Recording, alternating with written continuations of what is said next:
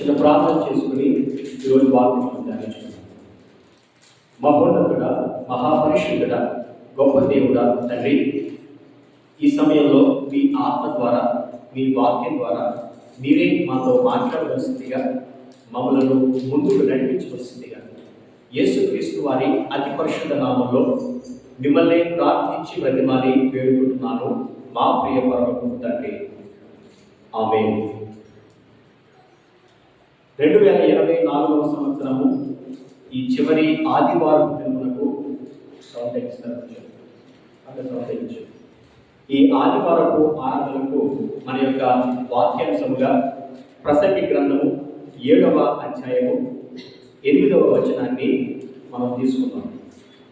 ప్రసంగి గ్రంథము 7వ అధ్యాయము 8వ వచనం అండి. ఆ వాక్యం మనం చదువుకుందాం.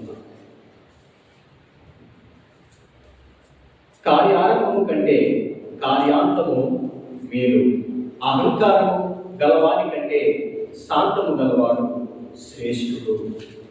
Better is the end of a thing than it's beginning, and the patient in spirit is better than the proud in spirit. ప్రసంగి గ్రంథం 7వ అధ్యాయము 8వ వచనంలో రాయబడింది, కార్యారంభం కంటే కార్యాంతము మేలు అని. ఏమండి, దాని అర్థం ఏంటంటే, ఒక కార్యాన్ని ప్రారంభించడం కంటే కూడా ఆ కార్యాన్ని విజయవంతంగా ముగించడము మేలు అని ఇక్కడ వాక్యంలో రాయబడటం మనం చూస్తున్నాం కదా. అది వాస్తవం కదండి. ఎవరి ఒక కార్యాన్ని ప్రారంభించడం సులువ, ప్రారంభించినటువంటి ఆ కార్యాన్ని విజయవంతంగా ముగించడం సులువ? చెప్పండి. ప్రారంభించడం సులువు, దాన్ని ముగించడం కష్టం. ఒక కార్యాన్ని, ఒక పనిని, ఒక బాధ్యతని ప్రారంభించడం గొప్ప కాదు. తీసుకున్నటువంటి ఆ బాధ్యతను, ప్రారంభించినటువంటి ఆ కార్యాన్ని విజయవంతంగా దాన్ని జరిగించడం, దాన్ని తుదముట్టించడం గొప్పతనం. హల్లెలూయా, హల్లెలూయా. లూకాసు వార్తలో ఒక మాట మనం చదువుకుందాం. లూకాసు వార్త 14వ అధ్యాయము, లూకాసు వార్త 14వ అధ్యాయము 28 నుంచి మనం చదువుకున్నట్లయితే, మీలో ఎవడైనా ఒక గోపురము కట్టింపగోరినడలా దానిని కొనసాగించుటకు కావలసిన తన ఎంత ఉన్నదో లేదో అని కూర్చుండి తగులుబడి మొదట లెక్క చూచుకొనడా. ఏమండి, ఒక గోపురం కట్టాలన్నా, ఒక గోపురం అనుకోండి, ఒక ఇల్లు అనుకోండి, ఒక వ్యాపార సంబంధమైన ఒక బిల్డింగ్ అనుకోండి, అది ఏదైనప్పటికీ ఒక కట్టడాన్ని కట్టాలి అని అనుకున్నప్పుడు ముందుగా వ్యక్తి ఏం చేస్తాడంటే, అతడు కూర్చుని అతడు ఆలోచన చేసుకుని మనం ఎంతవరకు వ్యయాన్ని పెట్టవలసి వస్తుంది, ఎంత సమయం పట్టచ్చు, మనం కట్టగలమా లేదా, ఒకవేళ కట్టగలిగితే ఏ రకంగా కట్టాలి అని ఆలోచిస్తాడు కదా అని వాక్యంలో రాయబడింది. వాస్తవమే కదండి. ఏదైనా ఒక పనిని మనం ప్రారంభించే ముందే మనం ఆలోచిస్తాం, ఈ పని మనం చెయ్యగలమా లేదా, ఒకవేళ చెయ్యాలనుకుంటే మనం ఏ రకంగా చేయాలి, ఒకవేళ చేయగలిగితే మనం ఏ జాగ్రత్తలు తీసుకోవాలి. ఈరోజు దేవుడు ఆయన వాక్యం ద్వారా మాట్లాడుతున్నాడు. ఒకవేళ ఆ వ్యక్తి ఆ కార్యాన్ని ప్రారంభించి దాన్ని ముగించలేకపోతే ఏమవుతుందని ఆ వాక్యంలో మనం చదువు మనం కంటిన్యూ చేసినట్లయితే, చూచుకొననేడల అతడు దాన్ని పునాది వేసి ఒకవేళ దానిని కొనసాగింపలేకపోయినందున చూచు వారందరూ ఈ మనుషుడు కట్ట మొదలు పెట్టిన కానీ కొనసాగింపలేకపోయినని అతన్ని చూసి ఎగతాళి చేసాము. అంటే చాలా ఇక్కడ చదువుకున్నటువంటి వాక్యంలో ఆయన చెప్తున్నాడు, ఒకవేళ ఆ వ్యక్తి చూడలేకపోతే, కట్టలేకపోతే, ఆ కార్యాన్ని ముగించలేకపోతే ఏమవుతుందని చూసిన ప్రతి ఒక్కరు కూడా అంటారు, ఈ వ్యక్తి పనిని ప్రారంభించడే కానీ ముగించలేకపోయాడు, ఈ వ్యక్తి ఏదైనా పని పూనుకుంటాడే కానీ దాన్ని చివరి వరకు చేసేంత ఆ యొక్క లేని వ్యక్తికి అంత టాలెంట్ లేదు, అంత ఓర్పు లేదు, అంత పట్టుదల లేదు అని చెప్పి ఆ వ్యక్తిని ఎగతాళి చేస్తారు కదా, అవహేళన చేస్తారు కదా అని ఇక్కడ వాక్యంలో రాయబడింది. అవును, నిజమే. ఒక పనిని మనం ప్రారంభించే ముందే మనం జాగ్రత్తగా ఆలోచించాలి. ఒక పనిని చేపట్టే ముందే మనం 1-2 సార్లు తీసుకోవాల్సిన జాగ్రత్తల గురించి మనం తీసుకోవాలి. పనిలోకి దిగిన తర్వాత ఎంతైనా కష్టపడాలి. హల్లెలూయా. ఎందుకంటే కార్యాన్ని ప్రారంభించడం గొప్పతనం కాదండి, ఆ కార్యాన్ని విజయవంతంగా ముగించడం గొప్పతనం. చిన్న ఉదాహరణ చూద్దాం. మనం చాలా ఫంక్షన్స్కి వెళ్తూ ఉంటాం కదండి. హౌస్ వార్మింగ్ కానీ entering ceremony, house entering ceremony, మన భాషలో గృహప్రవేశం మనం వెళ్తూ ఉంటాం. ఏమంటే ఇల్లు కట్టేవారు ఇల్లు కట్టక ముందు ఫంక్షన్ పెద్ద గ్రాండ్ గా ఫంక్షన్ చేస్తారా, ఇల్లు కట్టేసి గృహప్రవేశం చేయడం గ్రాండ్ గా ఫంక్షన్ చేయమని పిలుస్తారా? ఇల్లంతా కూడా ఒక 70% 80% మొత్తం కట్టేసి పూర్తిగా దాన్ని ఏర్పాటు చేసుకున్న తర్వాత ఇదిగో మేము ఇల్లు కట్టుకున్నాం, అందులోకి ప్రవేశం అవ్వబోతున్నాం, దేవుడు చేసినటువంటి ఆ గొప్ప కార్యాన్ని బట్టి, ఆ గొప్ప మేలును బట్టి దేవుడికి కృతజ్ఞతలు తెలియజేస్తున్నాము అన్నట్టుగా ఒక ప్రార్థన పెట్టుకుని వారు గృహప్రవేశం ఉంటారు కదండి. ఆ హౌస్ ఎంటరింగ్ సెరమోనీని ఘనంగా వారు చేస్తూ ఉంటారు. ముందే పెట్టుకుంటే ఏమవుతుందండి, ముందే వాళ్ళు ఇంటే ఏమి కట్టకుండానే వాళ్ళు ఏం ఫంక్షన్ చేసుకుంటారు. ఈరోజు దేవుడు ఆయన వాక్యం ద్వారా మాట్లాడుతున్నాడు. నా కుమారుడా, నా కుమార్తె, కార్యారంభము కంటే కార్యాంతము మేలు, ముఖ్యము, ప్రధానము. హల్లెలూయా. మన జీవితాల్లో మనం చేపడుతున్నటువంటి ఆ యొక్క కార్యాల విషయంలో, మనం హ్యాండిల్ చేస్తున్నటువంటి ఆ యొక్క పనుల విషయంలో మనం ఎంత రెస్పాన్సిబుల్ గా ఉండగలుగుతున్నాం, మనం ఎంత పట్టుదల కలిగి చేపడుతున్నటువంటి ఆ పనులను ముందుకు తీసుకెళ్ళగలుగుతున్నాం, వాటిని అంతవరకు మనం చేయగలుగుతున్నామా, లేకపోతే మధ్యలోనే వదిలేసి ఎగతాళి చేయబడుతున్నాం. ఒకవేళ మధ్యలో వదిలేసి వ్యక్తులు అయితే మనం దీవెనకరంగా ఆశీర్వాదకరంగా మనం ఉండలేము. ఎస్, ఇందాక మనం చదువుకునేటువంటి ప్రసంగి గ్రంథం 7వ అధ్యాయం 8వ వచనాన్ని మరలా ఒకసారి మనం చదువుకున్నట్లయితే, ఈసారి రాజేష్ గారు ఆ వాక్యాన్ని చదవాలని నేను అడుగుతున్నాను. ప్రసంగి గ్రంథము 7వ అధ్యాయము 8వ వచనంలో 559 పేజ్ నెంబర్. ప్రసంగి గ్రంథము 7వ అధ్యాయము 8వ వచనం. కార్యారంభము కంటే కార్యాంతము మేలు, అహంకారము గలవాని కంటే శాంతము గలవాడు శ్రేష్ఠుడు. చాలా ఇక్కడ ఈ వాక్యం చదువు మనకు సందేహం రావచ్చు. ఏమంటే మొదటి భాగానికి, ఈ వాక్యంలో మొదటి భాగానికి రెండవ భాగానికి ఏంటంటే సంబంధం? కార్యారంభము కంటే కార్యాంతం మేలు అంటున్నారు. మరలా కింద వచ్చేటప్పటికి అహంకారము కంటే ఏంటండి, ఆ యొక్క అహంకారము కంటే శాంతము గలవాడు శ్రేష్ఠుడు. ఆ మాటకి ఈ మాటకి లింక్ ఏంటంటే 100%, 100% సంబంధం ఉందండి. దేవుడు ఆయన గ్రంథమందు రాయించిన ప్రతి వాక్యానికి, ప్రతి వచనానికి ఎంతో గొప్ప అర్థాన్ని దేవుడు అందులో దాచి ఉంచుతాడు. హల్లెలూయా. కాబట్టి ఏ మనిషి అయితే తన జీవితంలో శాంతము కలిగి ఉంటాడో, సహనము కలిగి, ఆ యొక్క ఓర్పు కలిగి కనిపెట్టగలుగుతాడో, ఆ వ్యక్తి దేవుని చిత్తాన్ని తెలుసుకోగలుగుతాడు, దేవుని చిత్తానుసారంగా ఒక కార్యాన్ని చేపట్టగలుగుతాడు.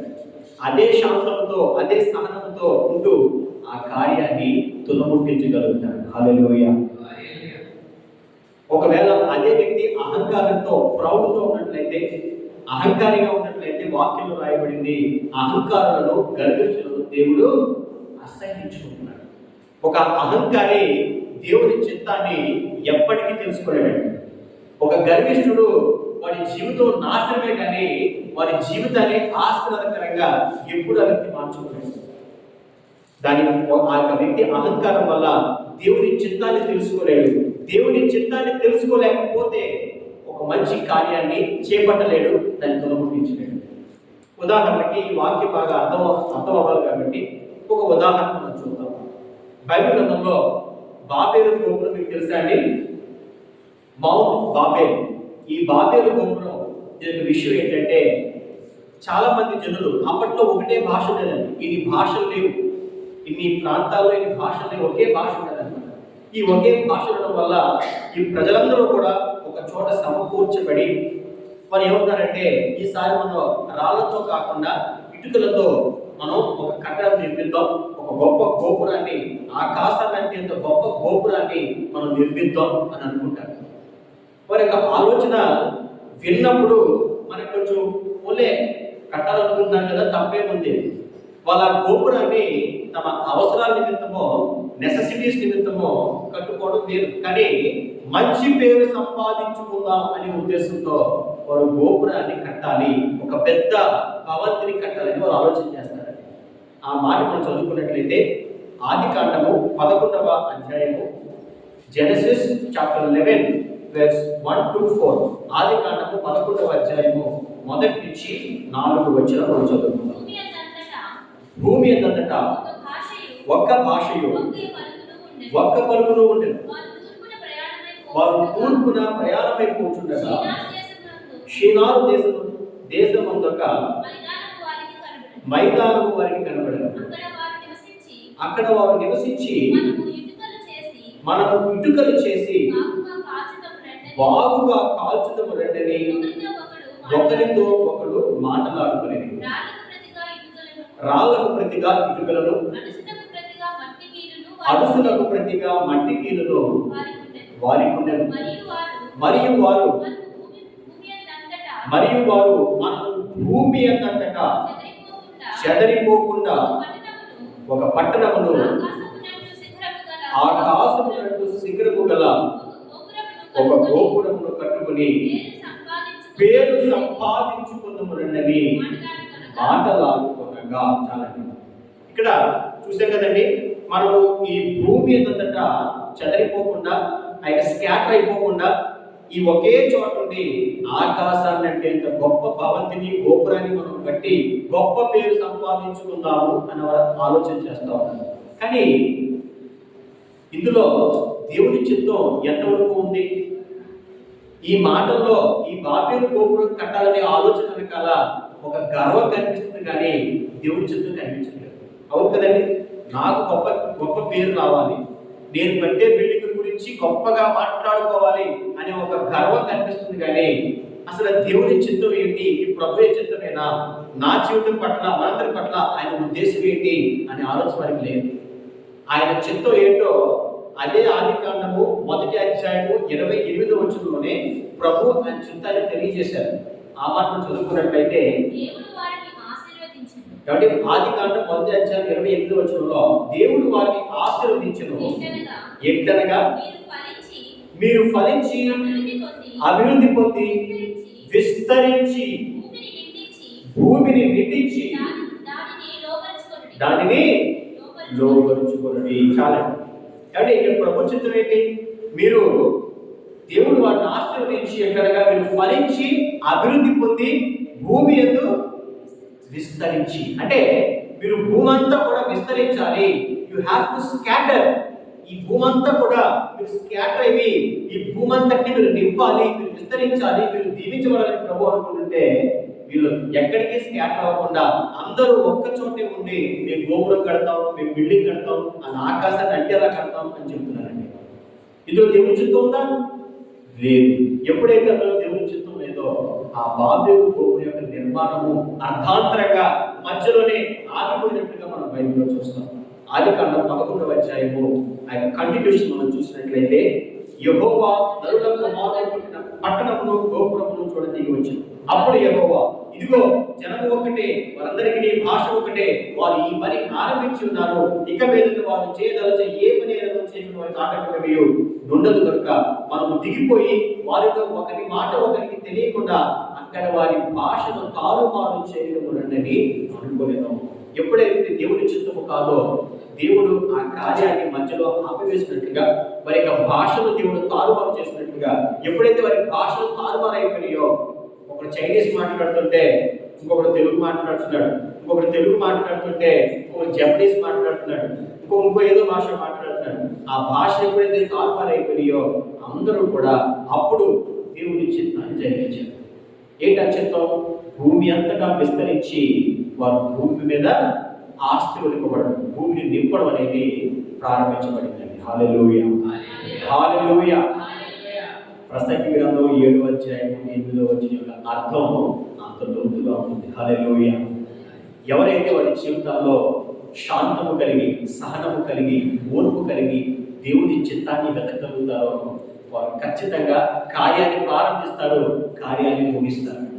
అలా కాకుండా నువ్వు నాకు చెప్పేది ఏంటి, నేను ఈ మాట వినవలసిన అవసరం ఏంటి అనేటువంటి అహంకారంతో ఎవరైతే ఉంటారంటే వారు కార్యాన్ని తెలుసుకోలేరు. కనీసం నా జీవితం పట్ల ప్రభు చిత్తమంటే నేను కార్యాన్ని తెలుసుకోలేరు, ఆ కార్యాన్ని వారు ప్రారంభించలేరు, ప్రారంభించిన కార్యాన్ని ముగించలేరు. నిజంగా ఒక్కొక్కసారి మనం ఓర్పుతో, సహనముతో దేవుని చిత్తాన్ని తెలుసుకుని ఒక కార్యాన్ని ప్రారంభించాం అనుకుందాం. మన జీవితంలో ఏదైనా ఉండనివ్వండి, ఒక సేవ ఉండనివ్వండి, ఒక సివిల్స్కి ప్రిపేర్ అయ్యేటువంటి ఒక వ్యక్తి అవనివ్వండి, ఒక మంచి పరీక్షకు ప్రయత్నం చేసేటువంటి ఒక ఆస్పిరెంట్ అవనివ్వండి, ఒక కొత్త విషయాన్ని నేర్చుకోవాలనుకునేటువంటి ఒక యవ్వనస్తులు అవనివ్వండి, ఎవరైనప్పటికీ కూడా ఓకే వారు తెలుసుకున్నారు, ఆ కార్యాన్ని ప్రారంభించారు. ఇప్పుడు ఆ కార్యాన్ని ముగించే క్రమంలో, ఆ కార్యాన్ని ముందుకు తీసుకెళ్లే క్రమంలో ఎన్నో ఆటంకాలు, ఎన్నో ఇబ్బందులు, ఎన్నో అవమానాలు రావచ్చు. ఉదాహరణకి మనం బైబిల్లో ఒక సందర్భం చూసినట్లయితే, ఆనాడు నెహెమ్యా గ్రంథంలో, నెహెమ్యా కాలంలో ఈ యెరూషలేము పట్టణము చెరపట్టబడింది. అందులో ఉన్న ప్రజలందరూ కూడా పక్క దేశాలకి, ఆ దేశాలకి, ఈ దేశాలకి వారందరూ కూడా వారు స్కాటర్ అయిపోయారు, బానిసలుగా తీసుకెళ్ళబడ్డారు. యెరూషలేము పట్టణం నిర్మానుష్యంగా అయిపోయింది. దాని యొక్క గోడలన్నింటినీ కూడా శత్రువులు పగలగొట్టారు. యెరూషలేము యొక్క మందిరం యొక్క గోడలను, ఆ యొక్క గుమ్మములను తగలబెట్టేశారు. అంతా కూడా ఫుల్ కంప్లీట్ డ్యామేజ్ అయిపోయింది. ఒక శిథిలమైపోయినటువంటి పట్టణంగా, శిథిలమైపోయినటువంటి నగరంగా ఆ యెరూషలేము పట్టణం అంతా కూడా అయిపోయింది. ఎప్పుడైతే ఈ విషయాల గురించి నెహెమ్యా తెలుసుకున్నాడో తన హృదయమందు ఎంతగానో బాధపడ్డాడు, ఎంతగానో దిగులుతో, కన్నీటితో ప్రభువుని ప్రార్థించాడు. అయ్యో నాయనా, నీ ఆత్మ నివసించేటువంటి నీ మందిరము పాడైపోయింది, ఆ పట్టణము కూడా పాడైపోయింది, దాన్ని మరలా తిరిగి కట్టడానికి సహాయం దయచేయండి అని నెహెమ్యా ప్రార్థన చేసినట్లు బైబిల్లో చూస్తాం. ఆ మాట మనం చదువుకున్నట్లయితే నెహెమ్యా గ్రంథము 1వ అధ్యాయము 3వ వచనం మనం చదువుకున్నట్లయితే, నెహెమ్యా గ్రంథము 1వ అధ్యాయము 3వ వచనం అండి. వారు చెరపట్టబడిన వారిలో శేషించిన వారు ఆ దేశంలో బహుగా శ్రమను, నిందను పొందుచున్నారు. మరియు యెరూషలేము యొక్క ప్రాకారము పడద్రోయబడినది, దాని గుమ్మములను అగ్ని చేత కాల్చబడినవని నాతో చెప్పిరి. సమాచారం తెలుసుకున్నాడండి. వాటి యొక్క గుమ్మాలు అగ్ని చేత కాల్చబడ్డాయని, యెరూషలేము యొక్క ప్రాకారము పడద్రోయబడిందనే విషయాన్ని తెలుసుకున్నాడు.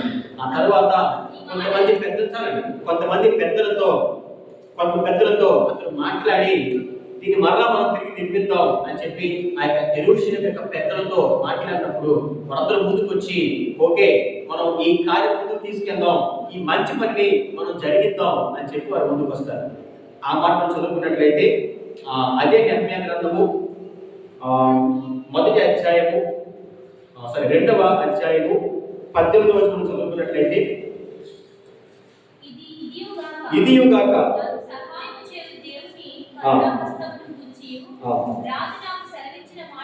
రాజు నాకు సెలవిచ్చిన మాటలన్నీ నేను వారితో చెప్పింది. అందుకు వారు మనము కట్టుటకు పూనుకొందమని చెప్పి ఈ మంచి కార్యము చేయటకు బలము తెచ్చుకునేవి. వారందరూ కూడా ఒక్క మాట మీదకి వారు వచ్చారు. అదేంటంటే మనమందరం ఈ మంచి కార్యాన్ని ముందుకు తీసుకెళ్దాం, ఈ పనిని మనం జరిగిద్దాం, ఆ కట్టడాన్ని మనం మరలా పడిపోయినటువంటి ఆ ప్రాకారాన్ని మరలా మనం తిరిగి నిర్మిద్దాం అనే ఒక మంచి ఆలోచనతో వారు అడుగు ముందుకేశారు. హల్లెలూయా. ఈరోజు దేవుడు ఆయన వాక్యం ద్వారా మాట్లాడుతున్నాడు, దేవుడు ఆయన ఆత్మ ద్వారా మాట్లాడుతున్నాడు. నా కుమారుడా, నా కుమార్తె, మన జీవితంలో కూడా శిథిలమైపోయినటువంటి పడిపోయిన స్థితిలో మనం ఉన్నామేమో, దాన్ని మరలా తిరిగి కట్టమని దేవుడు చెప్తున్నాడు. నేను కడతాను, నువ్వు ముందుకు ధైర్యంగా అడుగు ముందుకేమని చెప్పి దేవుడు ఆయన వాక్యం ద్వారా వాగ్దానం చేస్తున్నాడండి. సరే, ఈ నెహెమ్యా ఆ పెద్దలందరితో కూడా ముందుకు వెళ్ళి ఆ యొక్క కట్టడాన్ని నిర్మించడానికి ముందుకెళ్ళాడు. ఎప్పుడైతే ఇక్కడ పడిపోయినటువంటి ఆ యొక్క గోడలు నిర్మించడానికి ప్రయత్నం చేస్తున్నాడో కొంతమంది అసూయపరులు, కొంతమంది దుష్టులు ఓడలేని వారు ఏం చేశారంటే వారి యొక్క మాటల చేత, వారి యొక్క కార్యాల చేత ఎలాగైనా ఈ కార్యాన్ని జరగకుండా ఆపాలి అని ప్రయత్నం చేస్తున్నారు. మన జీవితంలో కూడా కొంతమంది ఏదైనా ఒక కార్యం మనం తలపెట్టినప్పుడు దాన్ని చక్కగా జరిగిస్తున్నప్పుడు ఈ వ్యక్తి ఆ కార్యం చేయకూడదు, ఈ వ్యక్తి ఆ కార్యాన్ని ముగించి దీవెన పొందకూడదు అని చెప్పి కొంతమంది శత్రువులు, కొంతమంది దుష్టులు ప్రయత్నం చేస్తూనే ఉంటారు కదండి. అది ఎవరైనప్పటికీ కూడా కొంతమంది ఆ పర్టికులర్ పీపుల్ అనే వాళ్ళు ఎప్పుడు కూడా అవతల వ్యక్తి మీద ఒక కళ్ళు చూపు వేస్తుంటారండి. ఆ వ్యక్తి బాగుపడడాన్ని, ఆ వ్యక్తి అభివృద్ధి పొందడాన్ని ఎప్పుడు కూడా వాళ్ళు సహించలేరు. ఇక్కడ కూడా నెహెమ్యా ఆ యొక్క యెరూషలేము యొక్క ప్రాకార గోడలను నిర్మిస్తూ ఉన్నప్పుడు కొంతమంది ఇదే విధంగా వారు మాట్లాడుతున్నారు. 4వ అధ్యాయంలో మొదటి నుంచి నేను చదువుతా, జాగ్రత్తగా వినండి. నెహెమ్యా గ్రంథం 4వ అధ్యాయం మొదటి నుంచి మనం చూస్తే, మేము గోడ పట్టుచున్న సమాచారం విని సంబల్లట్టు మిగుల కోపగించి రౌద్రుడై యూదులను ఎగతాళి చేసి శోభను దండు వారిను తన స్నేహితులను పెట్టాను. దుర్బలమైనటువంటి ఈ యూదులు ఏమి చేయుదురు? తమంతట తామే ఈ పని ముగింతురా? బలులు అర్పించి బలపరుచుకుందురా? ఒక దినమంతే ముగింతురా? కాల్చబడిన చెత్తను, కుప్పలుగా ఉన్న రాళ్లను మరలా బలమైనదిగా చేయుదురా? చూసారంటే ఎలా మాట్లాడుతున్నాడు. ఈ సంబలుడైన వ్యక్తికి చాలా అసూయ, కోపం, ద్వేషం వచ్చేసింది. రౌద్రుడే అంటాడు, ఈ యూదుల నిష్ఫలమైనటువంటి ఈ యూదుల మళ్ళీ తిరిగి పెంటగా కుప్పగా పడిపోయినటువంటి ఈ చెత్తను వాళ్ళు తిరిగి బాగు చేసేస్తారా అని చెప్పి చాలా ఎగతాళిగా, చాలా అవహేళన చేస్తున్నట్టుగా ఇక్కడ మాట్లాడుతున్నాడు. మన జీవితంలో కూడా మరి పాడైపోయినటువంటి ఆ యొక్క ప్రాకారాలను మరలా తిరిగి నిర్మిస్తానని దేవుడు మనకు వాగ్దానం చేసినప్పుడు కొంతమంది అలాగే ఎగతాళిగా, హేళనగా మాట్లాడచ్చు. ఓహో, నీ జీవితాన్ని మళ్ళా తిరిగి బాగు చేసేస్తాడా దేవుడు, నీ జీవితాన్ని మళ్ళా తిరిగి గొప్పగా మార్చేస్తాడా దేవుడు, ఇలాంటి చాలా విన్నాలే అని చెప్పి ఎగతాళి చేసేవారు లేకపోలేదండి. ఈరోజు దేవుడు ఆయన వాక్యం ద్వారా చెప్తున్నాడు. ఇంకా ఒక్కొక్క వ్యక్తి అయితే మరొక అడుగు ముందుగా అంటున్నాడు. ఆ మాట చదువుకుందాం. అమ్మోనీయుడైనటువంటి టోబియా అతని ఎదురు ఉండి వారు కట్టిన దానిపైకి ఒక నక్క ఎగిరినట్టయినా వారి రాతి కూడా పడిపోరని. ఈ టోబియా అనే వ్యక్తి అంటున్నాడు, అయ్యా మీరు కడుతున్నటువంటి ఈ ప్రాకారం మీదకి ఒక నక్క ఎక్కితే చాలు అది కూలిపోతుంది అని చెప్పి చాలా దారుణమైనటువంటి స్టేట్మెంట్స్ ని వదిలిస్తున్నారు. ఈ నెహెమ్యా కానీ, ఇక యెరూషలేము పెద్దలు కానీ, ఇక యూదులు కానీ అందరూ కూడా వారి మాటలకి ఏ మాటలు వారు దిగులు పడకుండా, డిస్కరేజ్ అవ్వకుండా, డిప్రెషన్లోకి వెళ్ళిపోకుండా వారు ఒకటే నిర్ణయం తీసుకున్నారు. ప్రారంభించినటువంటి ఈ కార్యము ముందుకెళ్ళాలి, ప్రారంభించినటువంటి దేవుడి సంకల్పము ముందుకెళ్ళాలి అనే ఏకైక ఉద్దేశంతో ఆ కార్యాన్ని వారు ముగించారండి. హల్లెలూయా, హల్లెలూయా. ఈరోజు దేవుడైన వాక్యం ద్వారా మనతో కూడా మాట్లాడుతున్నాడు. నా కుమారుడా, నా కుమార్తె, నువ్వు ఎప్పుడైతే నీ అహంకారాన్ని, నీ గర్వాన్ని పక్కన పెట్టి నువ్వు ఓర్పు కలిగి, శాంతము కలిగి నా ఎంత కనిపెడతావో నా చిత్తాన్ని నువ్వు తెలుసుకోగలుగుతావు. మొదటిది.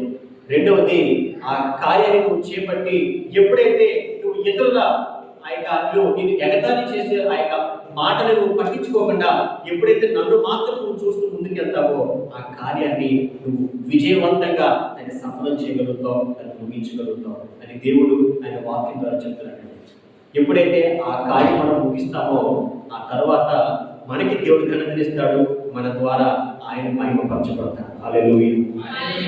యేసుక్రీస్తు ప్రభు ఆయన జీవితంలో ఆయన చేసినటువంటి 3.5 సంవత్సరాల పరిచర్యలో ఎంతో మంది ప్రభువు గురించి ఎన్నో రకాలుగా మాట్లాడారు. తమ సొంత కుటుంబం వారే ప్రభువుని ద్వేషించినట్టుగా, ఆయన మాటల్ని విశ్వసించడానికి వారు కూడా తమ సొంత తమ్ముళ్ళు, తమ సొంత చెడులు కూడా ప్రభువుని దూరం పెట్టారు. అయినప్పటికీ ప్రభు తన దేవుడు ఇచ్చినటువంటి ఆ యొక్క మాటను బట్టి, ఆయన యొక్క చిత్తాన్ని బట్టి ఆఖరి క్షణం వరకు, ఆఖరి క్షణం అంటే తన ప్రాణం పోయే ఆఖరి క్షణం వరకు కూడా, ఆఖరి రక్తపు కొట్టు వరకు కూడా ఆయన ఉండి కార్యాన్ని ముగించాడండి. కేవలం కార్యం ప్రారంభించడం కాదు, కార్యాన్ని ముగించాడు. ఆ ముగించిన విషయాన్ని కూడా ఆయన ప్రకటించాడు. హల్లెలూయా. యోహాను సువార్త 19వ అధ్యాయం 30వ వచనంలో ఆ మాట ఉంది, ఇట్ ఈస్ ఫినిష్డ్. యేసుక్రీస్తు ప్రభు శిలువ మీద పలికినటువంటి 7 మాటల్లో ఒక మాట ఇట్ ఈస్ ఫినిష్డ్. సమాప్తమైనది అనే మాటను ఆయన పలికి తన ఆత్మను ప్రభువుకు అప్పగించినట్లుగా ఆ వాక్యంలో మనం చూస్తామండి. నిజంగా మన ప్రభు మనకు చూపుతున్నటువంటి ఆ మాదిరిలో మనం నడవడానికి మనం ఇష్టపడాలి. దేవాది దేవుడు యేసుక్రీస్తు ప్రభువుకి ఇచ్చినటువంటి ఆ యొక్క బాధ్యతను ప్రభు పూర్తిగా ఆయన జరిగించాడు. ఈరోజు మన జీవితం మీద కూడా మనకి దేవుడు కొన్ని బాధ్యతలు ఇచ్చాడు. కుటుంబం అనే బాధ్యతలు ఇచ్చాడు, మన ఉద్యోగం లేదా వ్యాపారం అనే బాధ్యతలు ఇచ్చాడు, మన తల్లిదండ్రులు అనే బాధ్యత ఇచ్చాడు. మన జీవితంలో మన మీద దేవుడు ఇచ్చినటువంటి ఆ యొక్క సువార్త భారాన్ని దేవుడు ఇచ్చాడు. ఇంకా ఎన్నో బాధ్యతల్ని మన మీద దేవుడు ఉంచాడు. కాబట్టి ప్రభు చిత్తాన్ని మనం తెలుసుకుంటూ కార్యాలు మనం చేపడుతూ ఆ కార్యాలు మనం విజయవంతంగా ముగించడం మనం నేర్చుకోవాలి. దేవునికి మహిమార్థం మనం జీవించడం మనం నేర్చుకోవాలి. దేవుని చిత్తాన్ని జరిగిస్తూ దేవుని యొక్క కార్యాన్ని తుదముట్టిస్తూ దేవునికి దీవెనకరంగా మనం జీవించాలి. ఈ యొక్క వాక్యాన్ని దేవుడు దీవించి ఆశీర్వదించును కాక. ఆమేన్. చిన్న ప్రార్థన చేసుకుందాం. మహోన్నతుడా, మహాపురుషుడా, గొప్ప దేవుడా తండ్రి, ఇదిగో నాయన విత్తబడినటువంటి ఈ వాక్యము మా హృదయాల్లో నాటబడి ఫలింపు చేయటకు సహాయం దయచేయండి తండ్రి. మీరు ఈ వాక్యం ద్వారా సెలవిస్తున్నట్లుగా కార్యారంభము కంటే కార్యారంభం మేలు అని చెబుతున్నట్లుగా మా జీవితంలో ప్రభువా మేము ఏ కార్యం తలపెట్టాలో ముందు మీ ఆత్మ సహాయం ద్వారా మాకు బయలుపరచండి. ఆ కార్యాన్ని మేము చేపట్టి దాన్ని తుదముట్టించే వరకు కూడా తండ్రి మీ ఆత్మబలముతో, విశ్వాసంతో, నమ్మకంతో ప్రభువా మరి ఆ యొక్క ముందుకు వెళ్ళడానికి మాకు సహాయం అందించవలసిందిగా, పట్టుదలతో ప్రభువా ఆ కార్యాన్ని తుదముట్టించడానికి మా అందరికీ శక్తిని, బలాన్ని దయచేయవలసిందిగా, మీ నామానికి మహిమార్థంగా జీవించడానికి మా అందరికీ సహాయం అందించవలసిందిగా తండ్రి. ఆన్లైన్లో వీక్షిస్తున్న వారిని కూడా ప్రభువా తండ్రి మీరే ముట్టి స్వస్థపరచవలసిందిగా, వారికి ప్రతి అవసరం మీరు తీర్చవలసిందిగా తండ్రి. నజరేయుడైన యేసుక్రీస్తు వారి పరిశుద్ధ నామంలో మిమ్మల్ని ప్రార్థించి ప్రతిమాలు వేడుకుంటున్నాను మా ప్రియ పరలోకపు తండ్రి. ఆమేన్, ఆమేన్, ఆమేన్. అందరికీ వందనాలు.